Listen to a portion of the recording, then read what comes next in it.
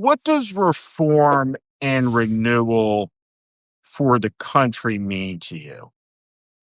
I think it means not just acting like none of this happened and moving forward. I think one of the greatest mistakes of the Biden administration was appointing Merrick Garland. I think we missed an opportunity to actually hold accountable those who committed crimes, including a violent insurrection that tried to overturn a Democratic election. I don't think we can afford to forget and move on. I think we have to contend with what we've gone through here. In this world that you're talking about, Steve, we've survived. We've built a pro-democracy movement that prevented a permanent authoritarian rule in this country. That's incredible. We should celebrate what we've accomplished as a country, and then we should implement the kinds of reforms that are necessary to prevent that from happening again anytime in the near future. We should be thinking of a policy agenda in 2029 the way we would have thought of one after World War II or after the Civil War. We've gone through some shit together. We've survived. How do we build for the new era? And so what I don't want to see are warmed over policy proposals from 2016 or 2012 and just moving on in that way. But if I got to be honest, Steve, my head's not in 2029 right now. I'm trying to live to fight another day. I'm looking at how do we win this shutdown fight right now? How do we win the elections in California and Virginia and New Jersey and Pennsylvania 3 weeks from now? And then how do we win a primary season in the Democratic Party that should be about what is that party going to be fighting for when they retake power in 2026 at the end of the year? And that should be a party that is in the fight back faction of the party and not the roll over and play dead faction of the party. So again, I can't stress how important I think that these protests are this weekend. I can't stress how much I admire you for the leadership that you've exhibited in this moment.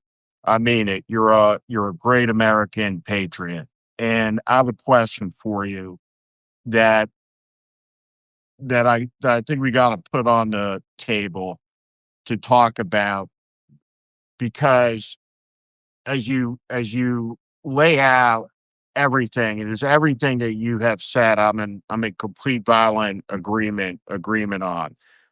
Um, I look ahead and I see a young guy, and I read the story in Politico about your analog, which is all these young Republicans in the I Love Hitler MAGA crowd. And I see this disease. I see this cancer, right, that's forming.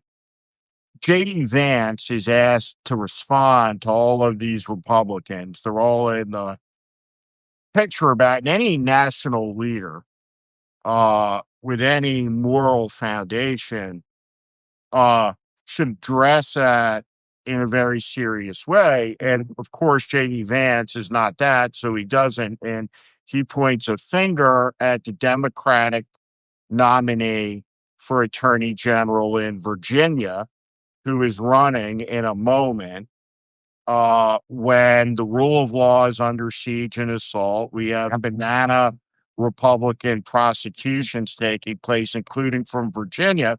And the Democratic Party has nominated someone that has put out all of these emails, these texts that have come out that are basically, I want to shoot the Republican speaker in the head. I want to kill his kids, and yada yada yada yada. And to me, that person, this is an easy decision in the pro democracy fight. Pick his ass up, boom, over the rail into the ocean. I don't want to defend him. I have no investment in that person. I think he's a whack job that is an agent of a terrible cause in the end. He is a booster rocket for MAGA, and there should be zero tolerance for him on our side. And what I would put to you is you're a leader of the American opposition, not a leader in the Democratic Party.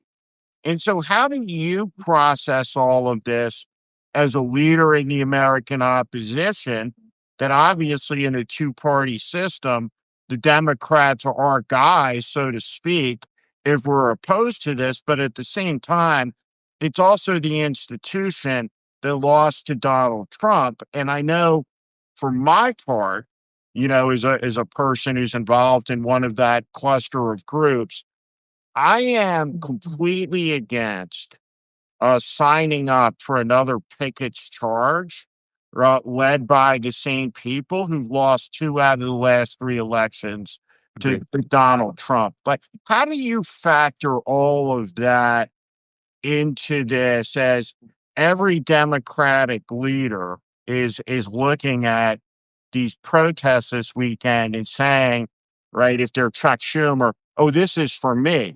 Ah, it's really no, it's not. It's about something else. And so there's a lot of people trying to get on to the saddle, right? But what do you say and how do you see all that? Well, I think you're exactly right that this is not a Democratic Party movement. Indivisible as an organization has never been an arm of the Democratic Party. And in March, after Trump successfully bullied Schumer into surrendering on the previous Republican funding bill, we held an emergency meeting of 1,300 Indivisible leaders from around the country. 92% of them voted for us to call for Chuck Schumer to step down from leadership, because he had frittered away what little leverage he had up until this point. Now, this 6 months later, we have a CR bill again. I think the reason why you see Schumer and the other Democrats fighting now is because in the intervening months since that point, they have been absolutely demolished by rank and file Dems and grassroots members. This isn't ideological. This isn't the left versus the center or the left versus the conservatives. This is normal, everyday Democrats who said, what the hell? Why aren't you using your leverage? And they are being pushed, and they're showing up on Hands Off in April, and they're showing up on No Kings in June, and they're showing up in bigger numbers in No Kings 2 in a few days. And Democrats are scared that they are going to be tossed out unless they respond in some way. I think what we need to do is be really hard on our leaders and not allow them to get away with just performative gestures. And this is something we saw shortly after the hands-off protests and the No Kings protests originally, is a lot of Dems who were in the rollover and play dead category said, oh my gosh, the rank and file are really pissed off right now. We should send some strongly worded letters to show that we're on the same side. We should give some inspiring speeches. We should cuss more. There should be more cursing to demonstrate how pissed off we are. I think there was an actual memo that went around that convinced them to do that. And I'm not going to lie, I like a good speech. I like a good rant with some cursing about what Trump is doing. I think that's a step in the right direction. That's better than condescending dismissal.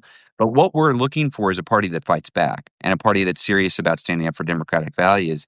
So I think it is easy to call that out.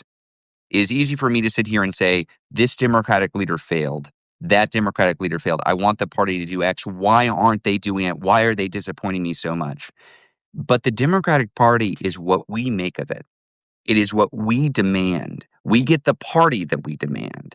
And I think we should take advantage of the opportunity in front of us to demand a party that actually fights back and represents a serious opposition to authoritarianism in this country.